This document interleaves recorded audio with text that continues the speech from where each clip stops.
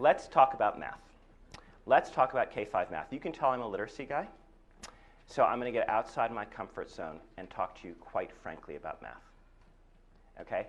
I know, by the way, there's some tension in the room regarding both math and literacy. And as you can see, my relationship to tension is typically to put my hand right in the middle of it. So I'm going to do that. So it's anxiety producing, right? You've got math to do. You have the assessment changing in math. You have a promise of modules to come. You have no confidence as to when those modules will come, which is something awkward. And you know, we could compare that to certain biblical references of where you're kind of stuck in a desert without clear guidance. And given that I am not a perfect man of faith, my answer to you is not going to be have faith, it's okay. So I want to talk to you rather candidly about the position you're in. I want to talk to you about exactly what I would do if I were in your shoes in K-5. Is that cool? Can I just talk math with you for a second and talk really bluntly about what I think the deal is in K-5 math? Let me build it up for you. The breakthrough of the Common Core in mathematics, I know you know this, I'm just going to say it to you once. The thing that international countries show us most strikingly and math research shows us most startlingly is that very few things done well is the only promise of later math for our kids. Nowhere is this more true in K-5. The US curriculum has been a mile wide and inch deep when the core of math is incredibly focused. So in kindergarten through second grade, the heartbeat of mathematics, the core, the essential power, is the addition and subtraction of whole numbers and the quantities they measure, period. Please mark this as a sign upon your hand and upon your heart. That is a faith reference if you're interested. In kindergarten through second grade, it is the subtraction and addition of whole numbers and the quantities they measure. Kindergarten through second grade is a master class in understanding that. In third through fifth grade, multiplication and division enter the picture. Right, we wait, right? I'm saying wait. K2, addition, subtraction, whole numbers, quantity measure.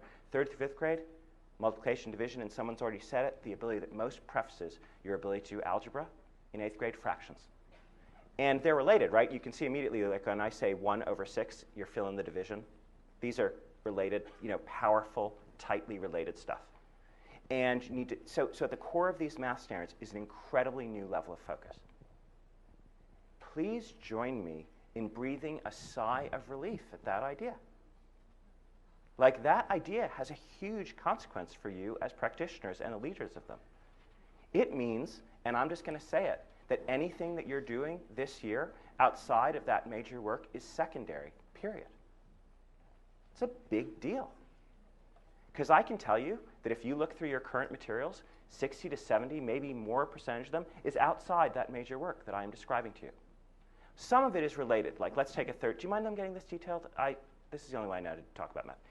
In third through fifth grade, you might find that you have materials which are like, here are 4 types of four-sided figures, like a rectangle, trapezoid, a parallelogram, etc. Not related to the major work of the grade. Is that going to help me with multiplication or division or fractions? No. Like, can we call a spade? It's not. But if you teach me that a rectangle expresses multiplication side by side, then you are helping me understand multiplication. Got it? Right? So it's everything you're doing is now reinforcing this core. Now, it used to be, and in every other state in this country, and I mean to tell you something about the state you live in, because let's just say this state has its problems at times, but in every other state in this country, the same holds true of math. What I've said is true about math. What I've said is true about the Common Core standards in math. Because the Common Core standards are the first math standards this country has ever had that dare to focus, as high-performing countries do, as the math research tells us to do. But what's different in the state of New York, what's different than any other state, is that your assessment's going to dare to focus too. So with no small amount of work, New York State's assessment is going to shift next year to actually focus on the math that matters most. It's going to assess just what I described to you in a deeper way than has been done before. Because as all as you know, it's not just that we're doing less, we're doing that less more rigorously. Right? We're doing it more coherently and more rigorously. We're focusing on the fluency, the procedure, and speed. We're talking about how you can apply it and how you understand it. So let's breathe together, could we? That's interesting. That is not a bad news story, is it? We're going to do a far fewer things well. Now, could we isn't that sane? I mean, compared to all the bullshit we usually do in education reform, this actually makes sense. Could we applaud that basic idea? I mean, if I can say it, it's kind of weird to me sometimes. Commissioner announces that in math, we'll focus on the few things that really matter. There is rioting in the streets, as people find that an appalling suggestion. He then says, we'll actually align the tests, so what we'll measure will be the math that matters. That sounds pretty smart, too. I mean, I'm just saying, it sounds pretty logical to me. So then the problem is, what about these modules? They're not going to be done fast enough, right? So could we just own that there is never fast enough? That the great, perfect modules will not be done? Could we all just, so what are we going to do? I think that all of you have a lot of math stuff, right? I mean, it's not like the first time we're teaching math in K5, right? You've got a bunch of it, right? Can I make a radical suggestion? Get red, yellow, and green sticky labels. I know this is getting really crazy. Put green sticky pieces on the stuff that covers the major work of the grade. Yellow sticky labels when it's related, right? It's supporting work, like the rectangle with area. And red when it is not relevant. So if you're daring me to say what's not relevant, I'm going to break some glass, like pattern problems, circle, circle, square, green, green, blue. No, not relevant. Data problems in K4, kill me now, I know you'll hate me, but all that bar graphs, charting, you can do it later if they have command of the numbers. Not relevant. Statistics and probability in K4, no. I know that's those combination, you have 3 types of bread, 2 types of lettuce, 4 types of meat. How many sandwiches can you make? No. All red. Isn't it fun? It's kind of fun to begin to Now there's a catch, as is always in life, in that the math you do well. The math you do gives you time to teach and your kids time to practice. You have more time to observe when they understand it or not.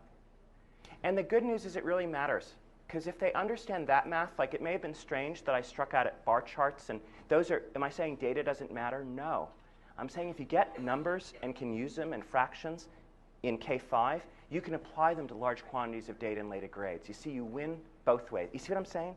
It's not that data is not powerful. It's the foundation of number gives you data later. Am I being clear? It's a beautiful thing about math. So you can do less and do more as long as you do it at greater depth.